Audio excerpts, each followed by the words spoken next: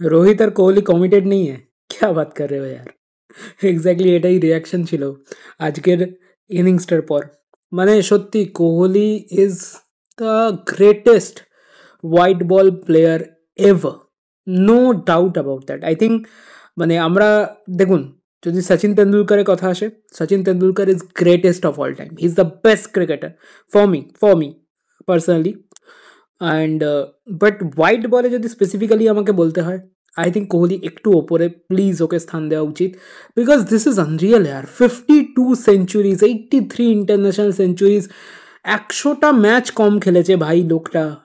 মানে যতই আপনি বলে দিন যে তখন এরম ছিল, তখন ওরম হতো, তখন এ হতো, আমি সব মানছি। আমি ভীষণ ভীষণ ভীষণ রেসপেক্ট করি সুনীল গাভাস্করকে, সচিন তেন্ডুলকরকে, সবাইকে যারা মানে ভিন্টেজ ক্রিকেটার।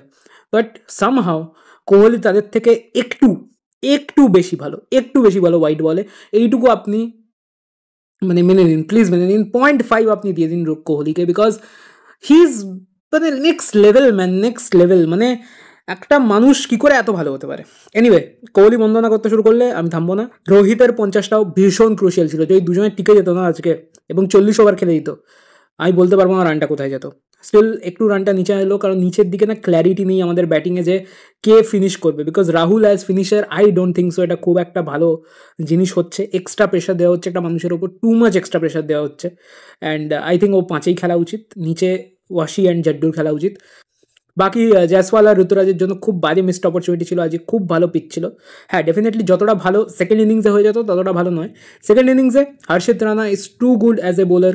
যে আর্লি উইকেটসগুলো আমাদেরকে দিয়ে দিল, সেটার জন্য আমরা লিটারালি ম্যাচটা জিতলাম। কারণ ওই আর্লি উইকেটসগুলো না যদি পড়তো, তাহলে আপনারা দেখেছেন যে 4খানা উইকেট 100-র মধ্যে পড়ে যাওয়া সত্ত্বেও বিকজ অফ ব্যাড বোলিং আমরা 330 রান খেলাম। এবং কিছুটা ডিউকে আমি দেবো, কিছুটা তো আমাদের বাজে বোলিং, কিছু করার নেই। প্রসিদ্ধ কৃষ্ণা, হর্ষিত রানা, হর্ষদীপ সিং, এদের তিনজনকে একসাথে খেলার কথা নেই এবং এরকম হবেও না ইন ফিউচার। এটা জাস্ট বিকজ সামনে টি-20 ওয়ার্ল্ড কাপ আছে অ্যান্ড সেই জন্য রেস্ট দেওয়ার জন্য। আদারওয়াইজ এই তিনজন বোলার যেহেতু রয়েছে, আমাদের কিছু করার ছিল না। বাকি টিমটা এখনও অবধি খুব ভালো লাগছে না, তবে ব্যাটিংয়ে কিন্তু সব কিছু রোহিত আর কোহলির ওপর।